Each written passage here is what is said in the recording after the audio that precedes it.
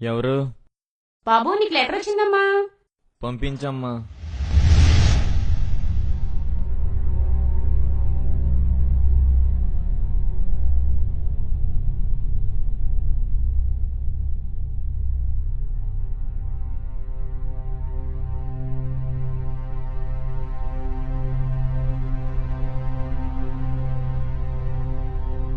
Dear John, నేను సంతోష్ని.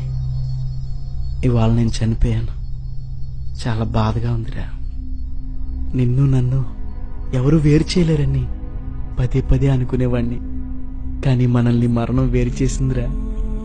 John, నీకు గుర్తుందా? నువ్వు ఇంటర్లో పరిచయం అయ్యావు. అప్పటి నుంచి ఏ రోజు కూడా నేను చూడకుండా ఉండలేదు. నా కాలేజీ ఫీజు నేను కట్టలేనప్పుడు నువ్వు కట్టావురా.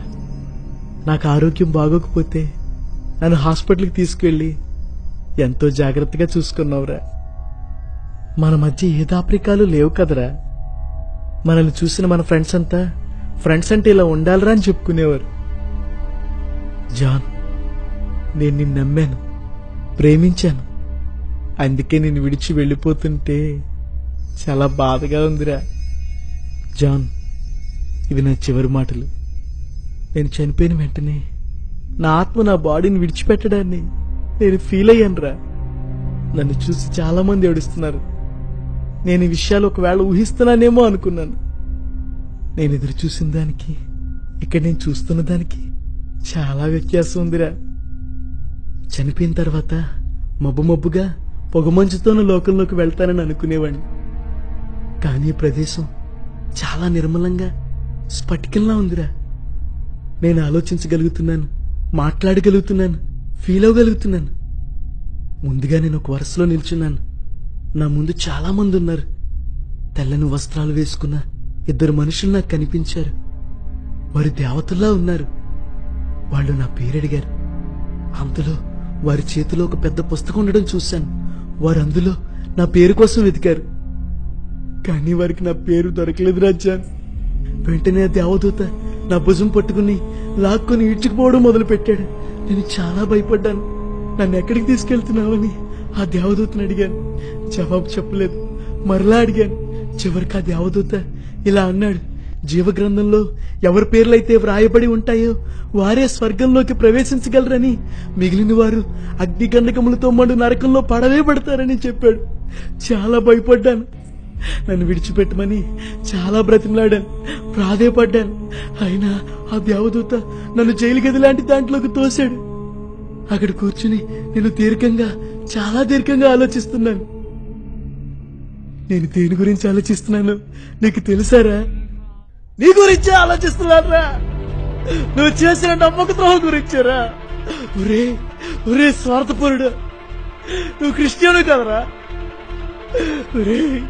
యేసే నిజదేవుడని, చనిపోయిన తర్వాత స్వర్గం నరకం ఉన్నాయని యేసును సొంత రక్షకుడిగా అంగీకరిస్తే ఆ నిత్య జీవాన్ని పొందుకోగలమని, లేకపోతే నరకం పాలవడం తప్పదని ఎందుకురా నాకు చెప్పలేదు?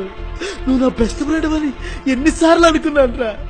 నేను ఏ విషయం నీకు దాచకుండా చెప్తే నువ్వు మాత్రం ఈ విషయాన్ని ఎందుకు దాచావురా? నా గుండె భయంతో పిగిసిపోతుంది. మండుచున్న అగ్నిగుండలో నన్ను పడేయడానికి వాళ్ళు వచ్చేసారు. నా వైపే గురిపెట్టి చూస్తున్నారు. వద్దు వద్దు, నన్ను అగ్ని కొంతకాలంలో పడే గుండెల్లో పడేశారు. భయంకరమైన వాసన. ఉక్కిరి బిక్కిరి అయిపోతున్నాను, తట్టుకోలేకపోతున్నాను. పొడి మారిపోతుంది.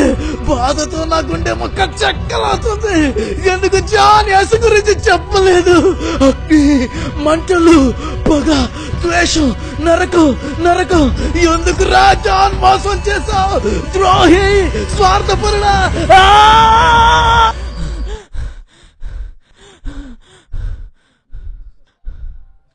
సంతోష్, నువ్వు నరకానికి వెళ్ళడానికి నేనే, నా నిర్లక్ష్యమే కారణం రా. ఒరేయ్, నేను నీకు యేసుక్రీస్తు గురించి చెప్పుంటే నువ్వు ఈ పరిస్థితిలో ఉండేవాడు కాదురా. ప్రభువా, ప్రభువా, నన్ను క్షమించు. నేను సువార్త చెప్పుంటే, లేదు, అవకాశం ఉండి కూడా నేనే సువార్త చెప్పలేదు. నన్ను క్షమించు ప్రభువా.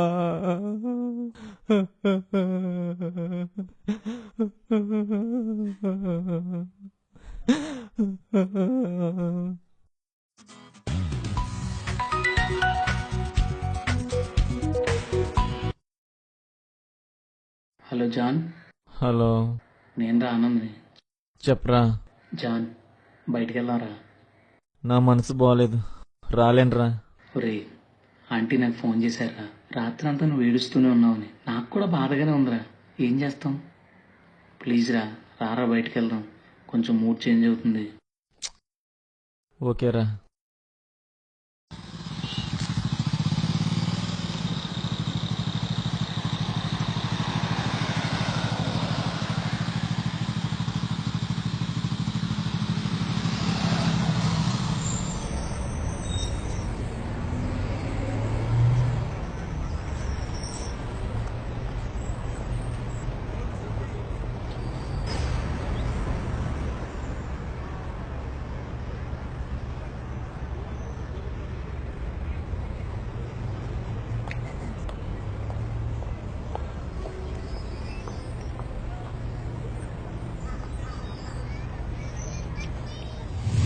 డియర్ జాన్,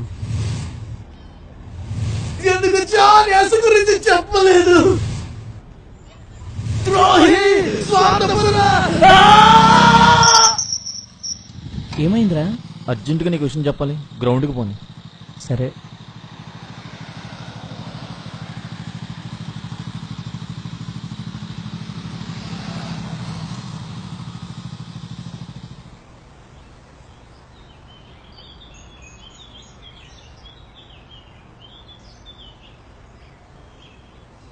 ఏదో చెప్తానని తీసుకొచ్చావు. అది సంతోష్ గౌడ్ విషయంలో చేసిన తప్పు నీ విషయంలో చేయకూడదు అనుకుంటున్నాను రా. ఏంటా తప్పు? అది అది యేసుక్రీస్తు. ప్రియ స్నేహితులారా, మన ఆప్తులకు అయిన వారికి ఏదైనా అయితే మనం తట్టుకోలేం. అదే వారి ఆత్మలు నరకంలోకి వెళ్తాయంటే మాత్రం నిర్లక్ష్యం చేస్తాం. మన స్నేహితులకు, బంధువులకు మనం ఇవ్వగలిగే అత్యంత విలువైన బహుమానం రక్షణ. అది కేవలం వ్యక్తిగత సువార్త ద్వారా మాత్రమే సాధ్యం.